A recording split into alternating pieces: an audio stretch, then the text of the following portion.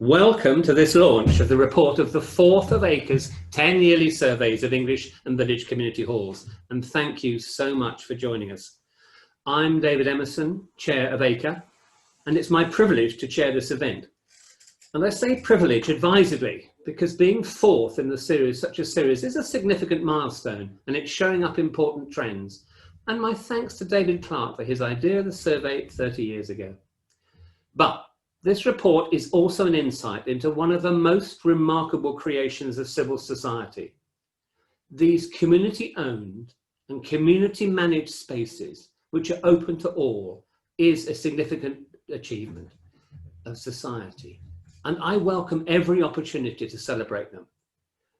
But sometimes I fear, perhaps because of familiarity, we forget that these halls really are a unique entity in our communities, and one that in turn provides a unique meeting space that enables thousands of opportunities for the communities that they support.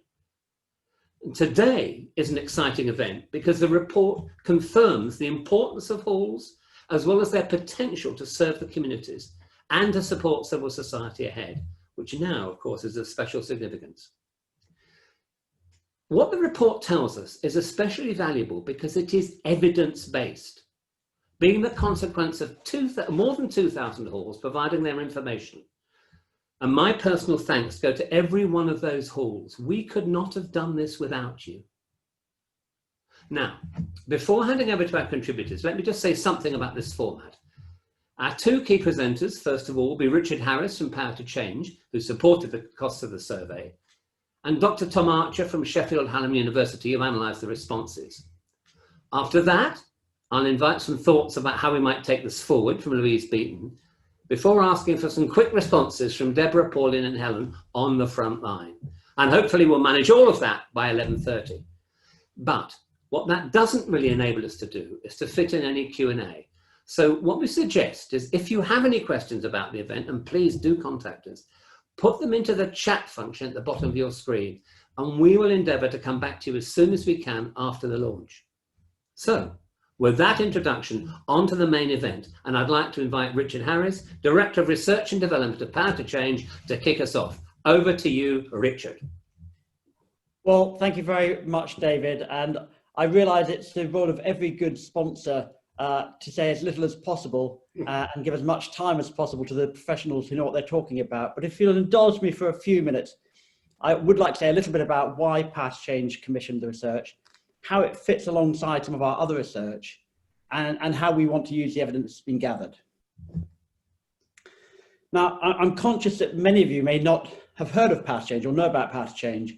We were set up by the National Lottery in 2015 with a £150 million endowment to support community businesses across England. And that phrase, community businesses, is itself relatively unknown and in some quarters not particularly welcome. A more technical description could be community-based social enterprise.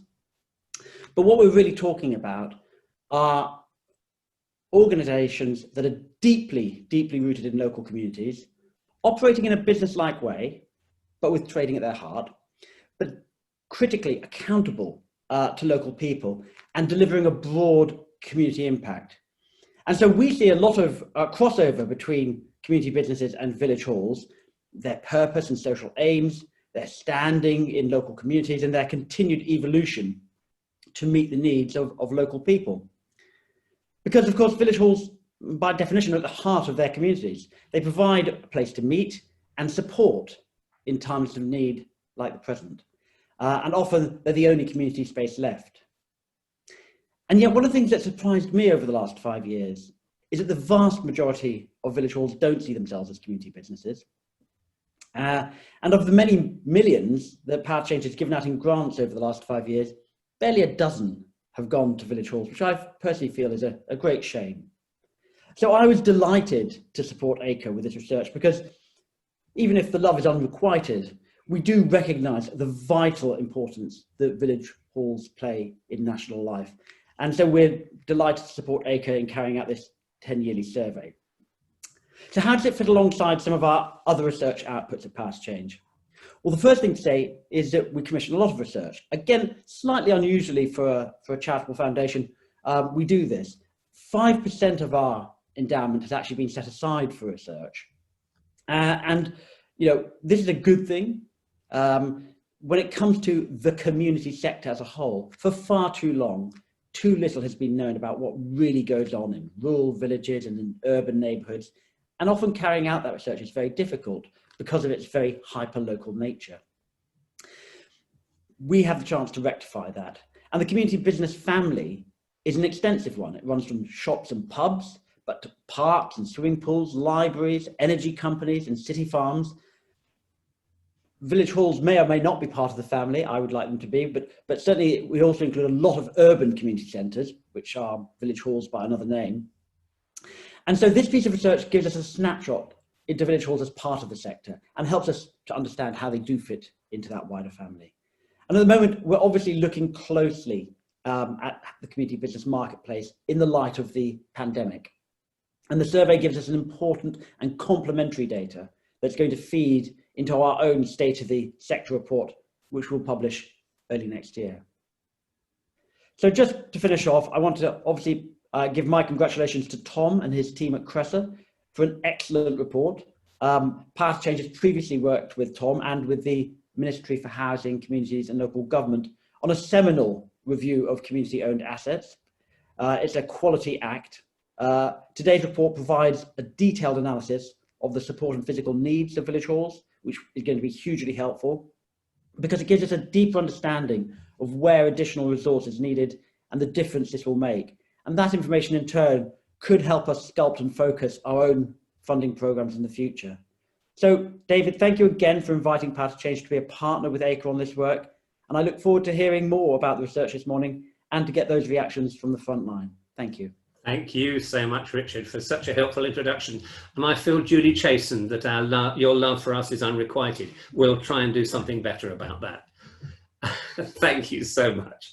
And now I'd like to follow Richard's wonderful introduction with Tom Archer, Dr. Tom Archer, Centre for Regional Economic Research at Sheffield University, Hallam, who has done all the hard work of analysis and has the even harder job of compressing a wonderful report of substantial data and information into just 20 minutes. But Tom, I know you're up to the challenge. Thank you so much. Thank you very much, David. I'm just going to share my screen with you now. There's some slides for us to look at as we're talking through, so hopefully everybody can see that. Well, good morning everyone, and thanks for joining us. I'm Dr. Tom Archer. I'm a research fellow at the Centre for Regional Economic and Social Research. And as Richard alluded to there, last year we were involved in a really big study of community-owned assets. That includes pubs and shops, all sorts of other community-owned property. And it was a really interesting piece of work, and this work really follows on from that. So we were really keen to be involved in this, and there's some really fascinating insights, I think, from the survey, and a real luxury that this is is longitudinal in nature. Really, it's been going for 40 years at 10-year interval. Real privilege to be involved in this. I'm going to say a little bit at the start now about our approach to this, the methods used and the responses, has some bearing on how we interpret the results. And then I'm just going to give you some headline findings from each chapter of the report. So about halls and their communities, buildings and the accessibility of those buildings, environmental impact, management, finances, use of halls, and then some final slides about training and support. And I'll finish with a couple of thoughts about some of the implications of this research for policy and practice. So as some of you know well, and it's good that Louise is here to show the provenance of this work. There's been surveys dating back to at least 1988 of village halls. And through that period, there's been really substantive social, economic change. But some things remain the same, and I wanted to really flag this up. The quote at the bottom of the slide there is actually from the opening paragraph of the 1988 report on the survey of village halls. And it says, in these days when rural shops, schools, bus services, pubs and churches are closing, one facility that most villages have kept is their village hall. And those processes are still with us today, as you're going to hear about in a moment. That's our findings. So this is a sneak peek of the front of our report. I'm just going to say a little bit about the method of the survey itself. So the survey was run by ACRE, and our job was to analyse the data, produce this report. And the survey was open from February to April 2020, promoted through the ACRE member network. Got a really good response rate. Important to say something about timing though. The majority of responses to the survey capture a kind of pre-COVID-19 perspective, and we really need to bear that in mind as we think about the findings that are in this report. There will be findings in here about hall finances, their income streams, their staffing, reliance on volunteers, and some of the challenges that they face are no doubt more acute now with the COVID-19 outbreak than they were before.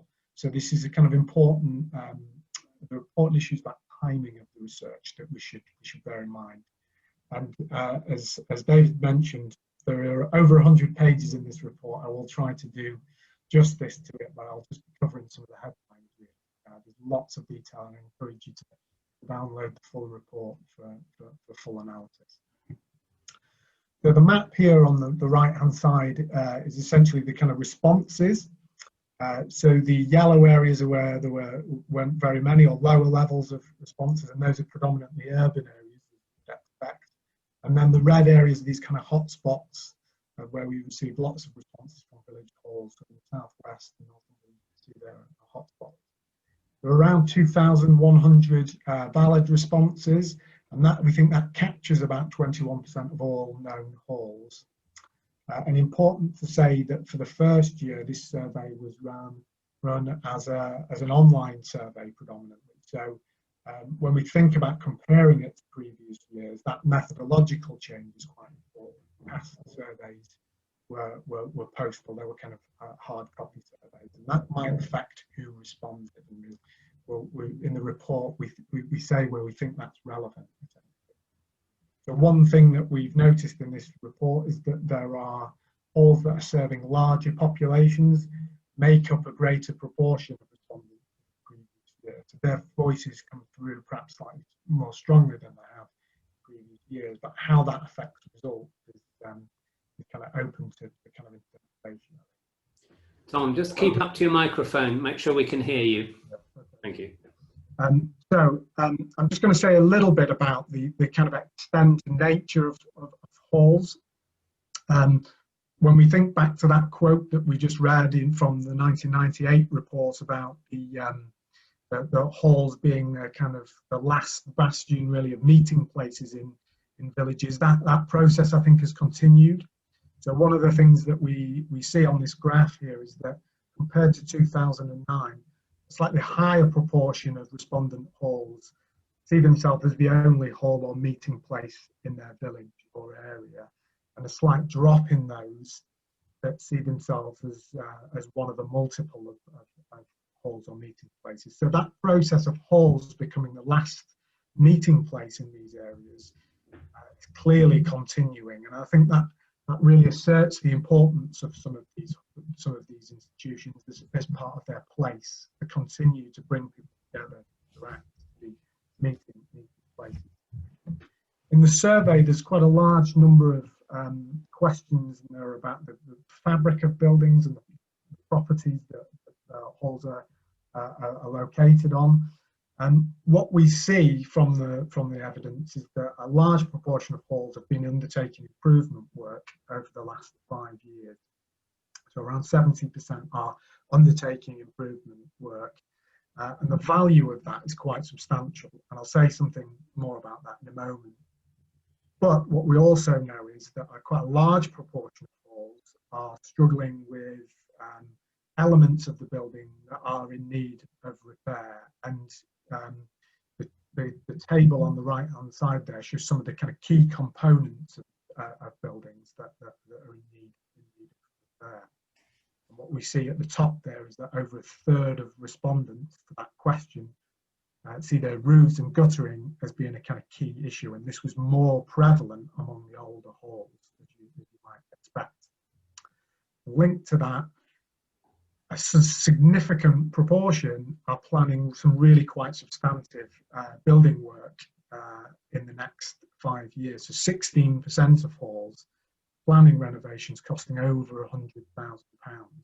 Now, using some assumptions, we can build that up and gross that up to the national picture, and we think that the cost of that work is over 380 million, potentially as much as 730 million. Now, because halls have stated that 85% of that expenditure will be with local builders or local suppliers, this starts to give a really clear picture of the benefit of this expenditure to local economies, supporting local businesses. So not only will this work improve buildings, but it feeds and helps local economies as well. Over 3/4 of halls see themselves as fully accessible to users, and that's an increase of about 5% from 2009. There's some kind of nuanced issues around wheelchair users, which I'll come on to a bit later, but the picture is that the halls perceive themselves as becoming more accessible, and 16% of planning improvement for their facilities for disabled people. Linked to this issue, investment is changes in environmental impact and reductions in that impact. So just under a half of respondent halls now have procedures in place to minimise their impact, and that's a really marked increase from 2009, over 15%.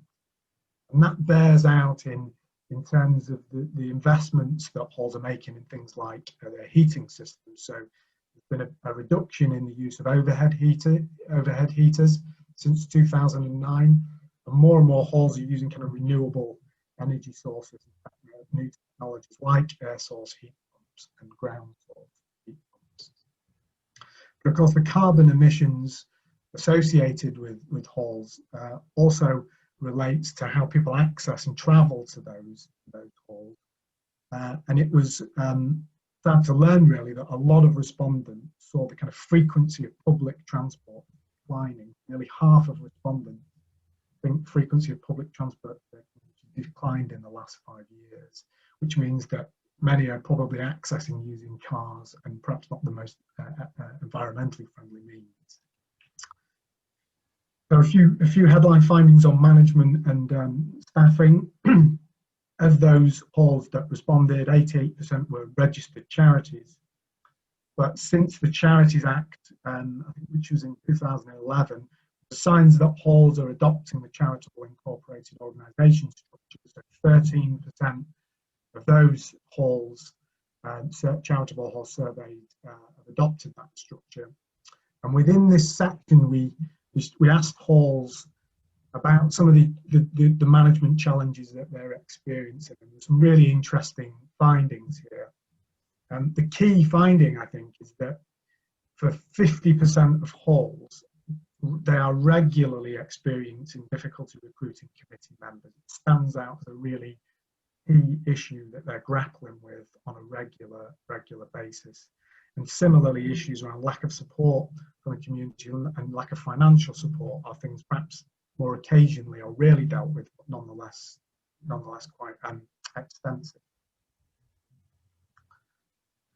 So volunteers are clearly at the heart of hall operations, and 73% of halls have at least one volunteer booking secretary, 40% have volunteer caretakers and handy persons.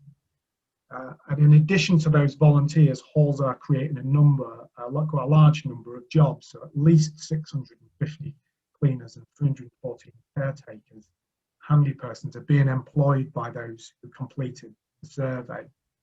Now, across England, when we gross that up, it actually looks like a really significant employer. There are over 300 cleaners, nearly 1,500 caretakers and handy persons. And when you add to that at least 10,000 individuals are earning part of their living within the respondent halls, you can start to see again these kind of economic benefits to the local economy. So we asked a series of questions to get a picture of the kind of financial position of halls. And one of the things that we see there is that 60% of halls have running costs of less than £10,000, and that was the case for the last few years. So that tells us something about the kind of really low cost base that these organisations are running on, but potentially also on the income side, quite low incomes as well. What we do see is that there's been a slight increase from 2009, or there was at the point of surveying, of halls that are making some surplus. And this table here breaks down the kind of perceived financial position of halls by the kind of size of population that the hall serves.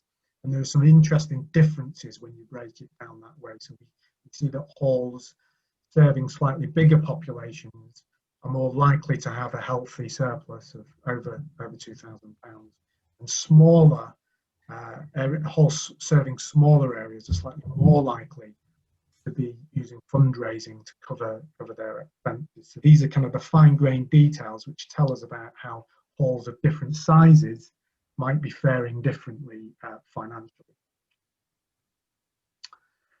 And 72% of halls believe that they'll remain financially viable over the next 5 years, and that was an increase on 2009. But the effects of the COVID-19 outbreak may have dramatically affected it, and smaller halls with fewer resources and those needing more urgent investment may be the ones that are not as viable as they might have looked before March. And finally, just to say something about the kind of overall asset base of halls. The estimated rebuild cost for respondent halls for insurance purposes, we calculated to be about £1 billion. Now, when you look at that nationally, the market value of halls, it could well exceed £9 billion. And the key message there is that this is a property base which is used for community benefit. So those assets enable kind of community benefits to happen in those areas. So the link between financial value and social value starts to become clearer. So just a couple of short slides on the use of halls.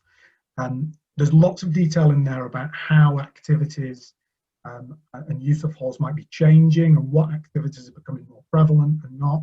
I think some of the traditional uses of halls for parties, preschool education, continue to be significant and are actually growing. And halls are increasingly used for dance classes and fitness classes. About 50% of respondent halls thought that these were growing activities for them. And we asked also about the proportion of local residents that use halls. And what we see is some interesting findings there, I think. Compared to 2009, proportion of halls that are used by between 1/4 and 1/2 of the local population is increasing. So there's a kind of a slight drop in the numbers of halls that say 3/4 to 100% of local residents use the hall, but some large gains at the kind of low end. Clearly, kind of more people accessing halls. So halls were asked about who they sought advice for and how often they were seeking advice. Nearly half of the respondent halls had sought advice from a village hall advisor in the last 5 years.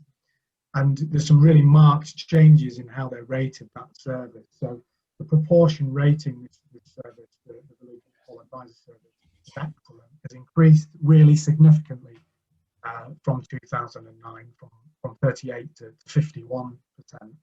But it does raise questions about the 50% of halls that are not accessing support. So how can they be reached and supported? That's perhaps a question for policy and practice. And the link to community business is clear. I mean, over 10% of halls are used as a venue for community business. And I think that could well be an underestimate. So this kind of reciprocal nature between halls and community businesses locally starts to come out in some of the research. So just a few thoughts, and I don't want to steal Louise's thunder here on policy and practice implications, but some thoughts for us, which is in the conclusion, really. One of the things that we see is that the need for investment in halls hasn't gone away, but the pipeline of applications for grant funding is slightly lower in 2009. But is there an unmet need for financial support that needs to be addressed? The Village Hall Improvement Grant has this threshold of £50,000 cost of works. Could that be looked at to help those numerous groups we know and halls that need to make investments less than £50,000. The use and accessibility throughout buildings for wheelchair users, the perception of that dropped slightly this year. And I think we really need to understand why that is. Is it the nature of the respondents? Is it the nature of how difficult it is to do that? There are questions there, I think, for those involved in the policy and practice side of this. And there are some key opportunities in terms of carbon emissions. Around 800 halls, we think, are going to need to replace their heating system in the next 5 years. What can be done to really ensure that the new heating systems are as energy efficient as possible and help reduce carbon emissions? There's some key findings in there, I think, about hire charges. The frequency with which hire charges are reviewed, there are quite a large proportion that are reviewing their charges 3 to 5 years. So how are they accounting for inflation and things like that? There's some important questions there, I think. And then finally, the proportion of halls that are receiving 80% of rate relief has actually dropped in 2020, and a large number of halls are having to annually reapply to get that relief. So how can that bureaucratic burden be eased by local authorities? Some potential policy changes there. And finally, if we were ever in any doubt that village halls fueled our communities, all we need to know is that they are serving around 90,000, this is just the respondent halls, 90,000 cups of tea and coffee, and tens of thousands of packets of biscuits have been opened. So I'm sure they're sustaining many communities. So I'll hand back to David now. Tom, that is the most stunning achievement to get through all of that in that short time. And you weren't expecting this, but I'm going to ask you a question now. As an outsider now with intimate knowledge of these halls, what if someone said to you, what are your key feelings or key message or observation about? How do you feel now you've analysed, studied these halls? What else in a couple of sentences would you want to say to us about how you feel about this report? Yeah, I think that the experience has taught me some things, reaffirmed some things I already knew, but taught me some new things. And I think what I'm really interested in is what a physical asset enables you to achieve at a local level in terms of social value. So it strikes me that there are tens and tens of thousands of people who would be significantly lonelier, significantly more likely to suffer mental health problems without these physical assets. But these physical assets are subject to lots of market pressures and can easily be lost. We know about the loss of pubs and other community-owned assets. We know about the loss of school playing fields, which has been huge over the last few decades. When you lose these physical assets, you lose that platform to deliver these kind of really big community benefits and social value. So it's that connection between the asset and what it's used for, I think, that we should never really underestimate. Wow, thank you. That is a wonderful insight. I'm really grateful for that, Tom. Thank you so much. And thank you for all the work I know you've done to complete this report and get it ready for now. I'm very, very grateful to you. You can take a breather. Thank you so much. Now, we've had two very helpful and very insightful descriptions about the survey and the report. What I now want to do for the remainder of this webinar is invite some comments and observations on it. And I'm going to start by asking Louise Beaton, ACRE's board member, but also independent community halls consultant, to say a little bit about how she thinks we might use this report. Over to you, Louise. Thank you very much, David. And Tom, thank you so much to you and all your colleagues for producing such a thorough analysis, and to Power to Change for funding this fourth survey. From my point of view, I would say it's actually quite reassuring to find that the general picture from previous surveys were confirmed by an independent university team, because it does mean that we know basically the information we hold, particularly now, is robust, and that we've been working along the right lines in the past as well. And it's great to have that picture of trends over a period of time too. Thank you so much for drawing out that quote from the first report. can I echo the thanks to the volunteers who gave time for the tedious job of completing this survey. You clearly appreciate, as we do, just how important it is to have this evidence base. That evidence base has meant that the previous surveys have had actually a profound impact, improving the circumstances for village and community halls throughout the country, avoiding the inadvertent damage that can be done through legislation or funding changes to what is, as Tom has highlighted, a very fragile funding and volunteer basis on which most village and community halls operate, and importantly the grassroots community organisations and micro businesses may not be so much community businesses but masses of micro businesses that use these facilities. The clear examples are that immediately after the first report in 1988, the evidence enabled us to win zero rate VAT on the construction of new charitable community halls. And then later on, the second and third reports, with Deborah's work here, I have to say, thank you, Deborah, for this, enabled us to achieve relaxations in the licensing regime. And it's great to see in this report, Tom, that over 50% of halls now have a license to sell the alcohol, with the committee acting as licensee. And licensing is no longer a top complaint amongst halls. So that's just brilliant. I'd like to pick up 3 points, really: buildings, use and people here. Now, Tom, you made very clearly the case for the massive economic impact that village halls have on the rural economy, the capital improvements, the revenue funding generated through hire charges, the numbers of people employed at halls and the number of people earning a living at halls, the amount of childcare taking place at halls, a third being used by preschools. And then, of course, there are the other uses, like now, in particular, growing use by schools and for training purposes, because halls have the space to offer that socially distanced. These individually may be small in one location, but actually they add up to a very significant contribution to the rural economy. There can be few other employers in rural areas that contribute anything like this to the rural economy, possibly few other employers in urban areas as well. I haven't yet looked. So it's really important for us now, especially with COVID, to understand that it is the sum of these very small parts that potentially could make a significant impact in either avoiding the most damaging effects of COVID on the rural economy or helping us get through it. The other thing about buildings, second thing, is that you made the point about so many being older buildings, 50% aged 80 years or more old, some very old indeed, and the implications for the needs for building maintenance, the fact that 16% are planning major improvements. Now, the point I want to make here is that these projects take years of planning.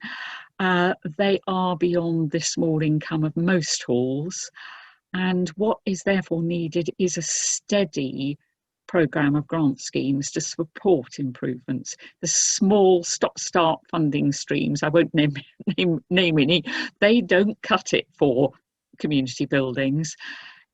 The ones that are really important are local authorities, the lottery, those wonderfully supportive trusts like the Garfield Weston Foundation, who year on year provide the grant schemes that enable volunteers to plan ahead, to fundraise and build up the reserves that then enable them to make that investment.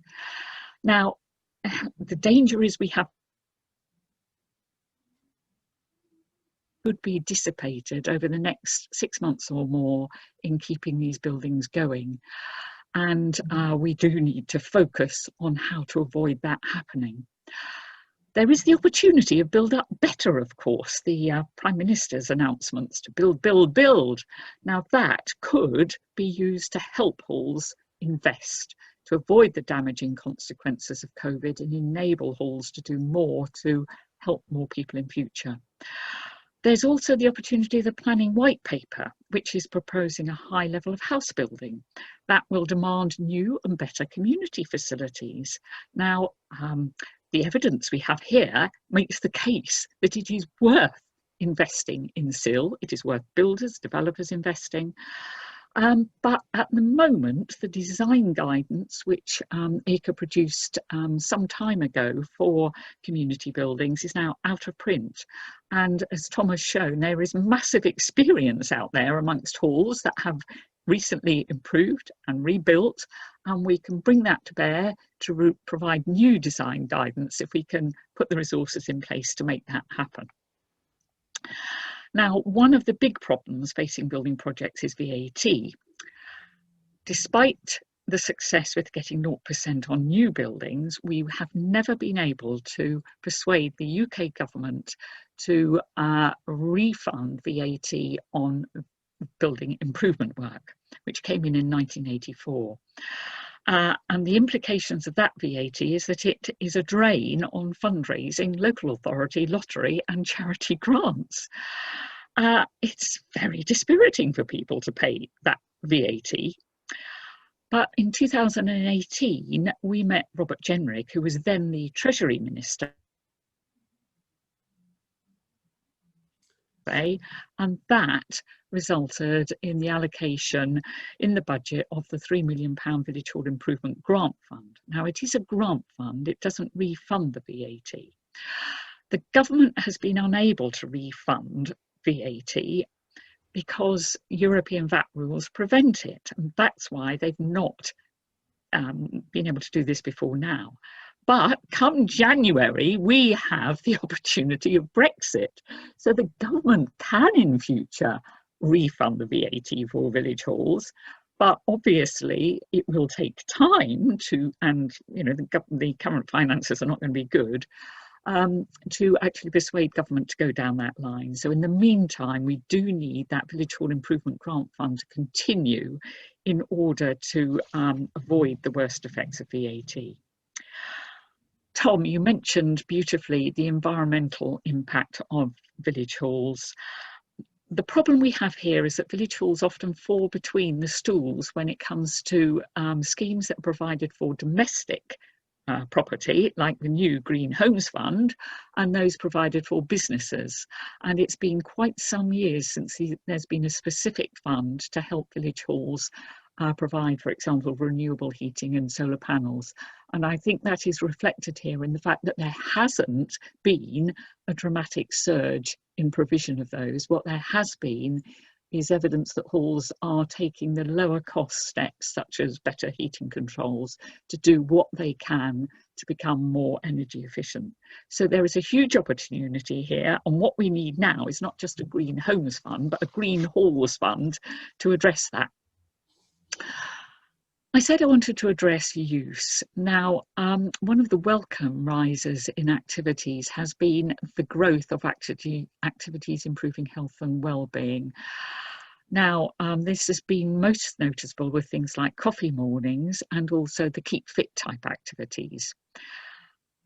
The effect of COVID is most worrying here because whilst the Keep Fit activities, which are mainly micro businesses, have been some of the first things to come back into halls, it's the coffee mornings, the luncheon clubs for the elderly, WIs, those which serve the most isolated and the most vulnerable, which are being most cautious and aren't back yet. And we need to continue to work with government over the next few months to make sure that the guidance is understandable and appropriate, and people feel they can come back safely in the large spaces that village and community halls have to offer to enable the most damaging effects on local people. Another thing that is great is the rise in broadband. To conclusion, Louise. I am at village halls, but we can't be complacent about that, and we must try and address that as we move forward. We've seen the fantastic level of volunteering at village halls. But what we've had with COVID is massive press attention on pubs, restaurants, and actually for many people in rural communities, the fun in life comes from their shared enjoyment of community activities, those 90,000 cups of tea. Village halls are there to improve people's lives. The growth in activities to address health and well-being has taken an awful lot of effort over the last few years. We don't want that to be lost now. What we need is a new generation of volunteers, given the difficulty recruiting them, people who will come forward, help and support their halls through these next 6 tricky months and beyond, so that we can continue to develop and provide friendship and fun safely for people in villages. And I hope that now that people like us who are now working from home and looking at this from home will now have more appreciation of that. I'm really looking forward to hear what Helen, Pauline and Deborah have to say. Thank you. Thank you so much, Louise. Your usual insight into all about halls. Very grateful. Now, what we're going to do is invite 3 quick perspectives from the front line, and I'm going to do a collective introduction, and we're going to flit back between the 3 of us. So first I'm going to ask Deborah Clark, who's sitting on my left, Village Halls and Rural Evidence Manager from ACRE. And then I'm thrilled to have 2 others joining us, Pauline Ridley from Dallington Village Hall in East Sussex, and a member of the Sussex Community Buildings Advisory Group, just to give us her perspective from a hall user. And Helen Aitken, Development Officer with Action with Communities in Cumbria, one of our Village Hall advisors, just again reflections on how she feels about the report. So I'm going to shift my chair sideways, hand over to Deborah, and then we'll have Pauline and Helen.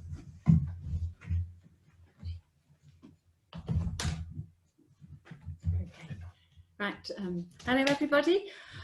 Yeah, I've got about 3 minutes, so this is a really quick sort of think piece really.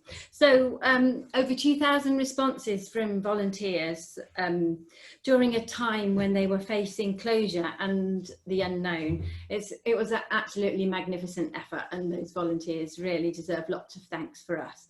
But we mustn't forget the efforts of other volunteers, previous volunteers who have been providing these spaces for our communities to come together for over the last 100 years. So it's not just the current volunteers, it's all the volunteers that have ever helped to keep these spaces going. And they currently need more support than ever.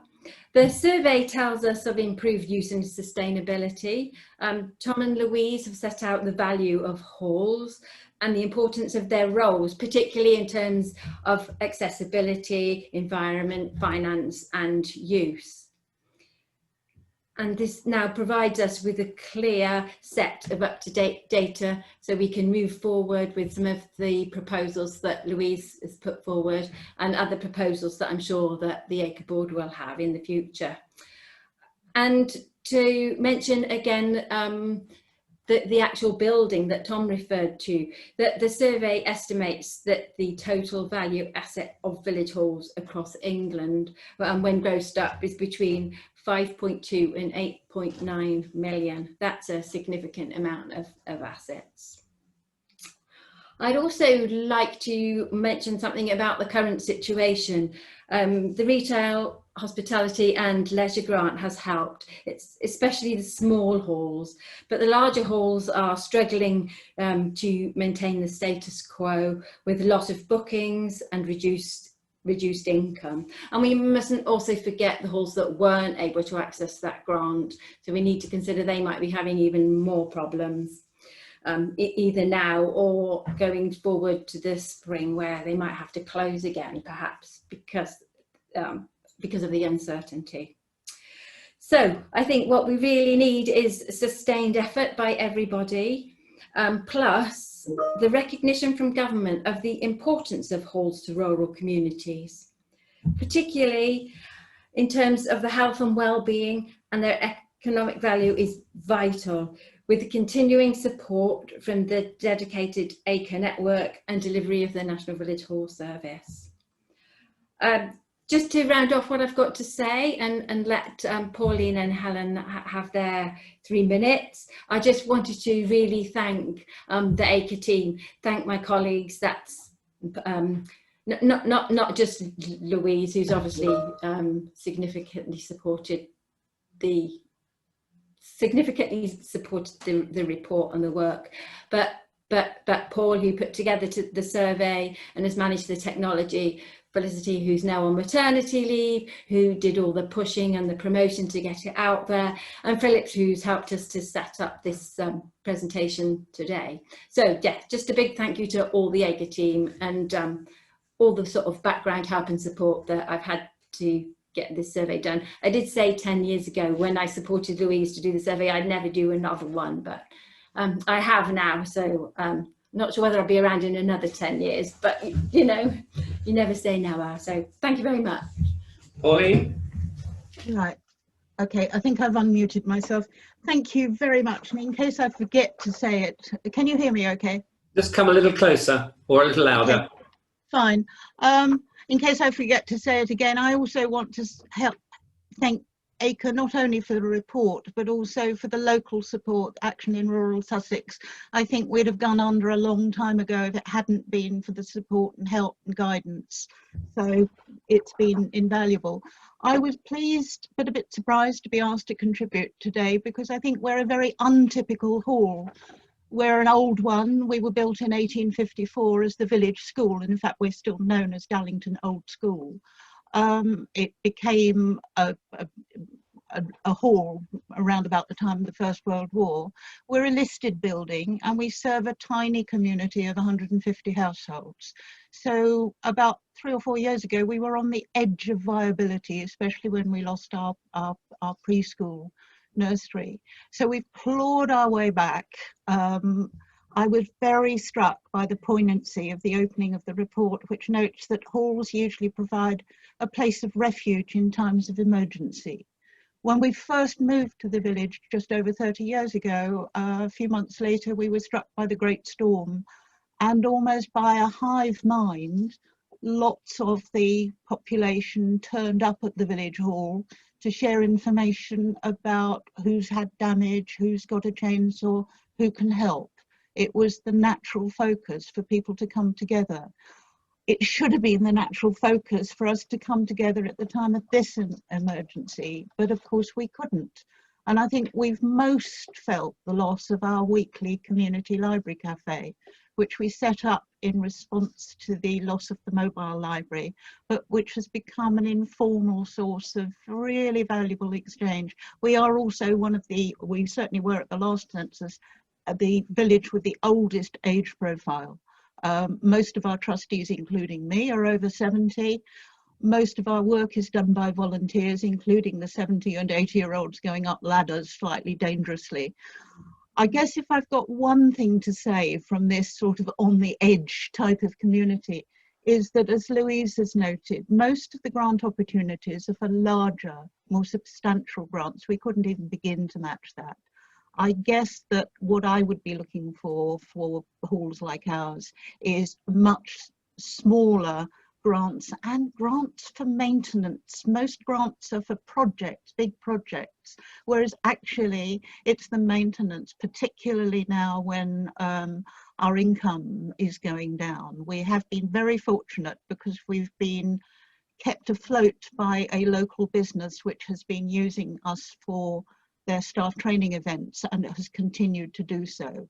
And we'd like to be able to spread that more. But other than that, we've lost several of our clubs during the COVID period, and I think some of them won't come back. So I guess that's the thing that's the most important. I absolutely endorse everything that people have said about the value to the community, both in terms of the economy, but above all in terms of health and well-being. I've had many people say, when do you think you'll be able to open the library cafe again? I just miss that community. And we're struggling to see how to do it safely, or at least it involves such compromises that we're determined to do it before Christmas. At the moment, we're only opening for our parish council meetings and the staff development. But I think, as I say, I think we're untypical, but nevertheless, there are lots of little halls which can get forgotten. So that's why I think we're so grateful to have the strength of the ACRE and the local networks behind us, because it just means that it gives us a voice that we wouldn't otherwise have. So just really thank you again to everybody. Thank you. That's so appalling to have that. You've grounded us to have that very clear view. There's no typical hall. There are 10,000 typical halls. To have that view from the ground, really, really helpful. Thank you. But now over to Helen. Well, reassuringly, the report's findings chime with our existing understanding of the situation for the halls we're working with on a day-to-day basis, but it provides important evidence of the wide-ranging challenges they face and the benefits that they continue to bring for their communities and the economy.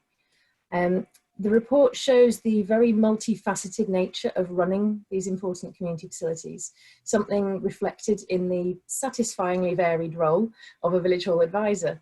From meeting the needs of their community, keeping up to date with regulations, policies, procedures, none more so than now in responding to COVID, and managing the day-to-day running of the facility, and as we've mentioned earlier on today, importantly, maintaining, improving, and where necessary, rebuilding the hall.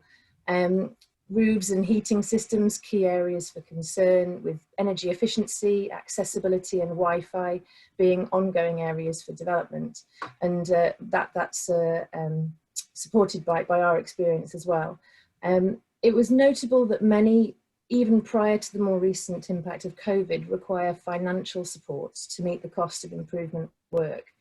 Fundraising and accessing grant funding is no easy task, and the number of grants often needed to pool together to help cover the cost of one project can be significant.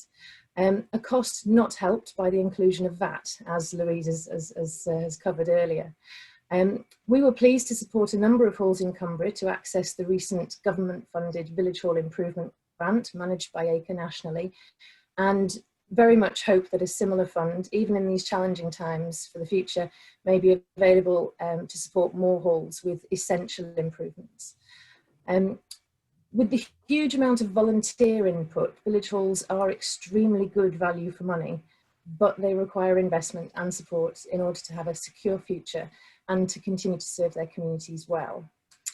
And whilst it was good to see halls reporting a general improvement in their finances, this will no doubt be significantly impacted by the present COVID situation, the enforced closure of halls, and significant challenges of reopening as COVID secure venues. And yet, these important community facilities will have a vital role helping to rebuild our communities post-COVID, bringing people together again. Action with Communities in Cumbria is proud to support the dedicated, hard-working volunteers running village halls, and we have done throughout our history. And we look forward to digging deeper into the survey results for Cumbria particularly to identify issues for our county, and the report will help our charity to develop the support that we offer to halls in the future. I'd also like to take this opportunity finally to thank everyone who was involved in the report, particularly the village hall volunteers themselves who took the time to complete the survey with details of their hall. Helen, thank you so much. And thank you especially to the three of you just then for joining us. It's been really valuable to have your reflections on the rest of the professional report. So thanks to everyone and their tight timekeeping, we've managed it, and I am going to wind up now. I want again to reiterate my thanks to all of our speakers, to Tom and to Richard, to Louise and to Deborah, Pauline and Helen just now. We've given us a whole range of perspectives and plenty of food for thought. I hope that you watching this, I hope it may have given you an overview of the survey. I hope too that you may be able to share just a little of my own passion for the massive role that village halls play in their communities, and you've heard echoed beautifully by Tom and Louise. And I hope you'll be able to look at some of the report itself. As we have said, although the survey was pre-COVID, its impact has many lessons, and one of which is the value of the clear, expert and insightful guidance coming from ACRE nationally and enhanced by the local knowledge of our network members, and all of which I am immensely proud. So now looking ahead, ACRE is going to see how we can best build on that experience and further enhance the advice and service we and our network provide. So please keep following us. But for now, thank you so much and goodbye.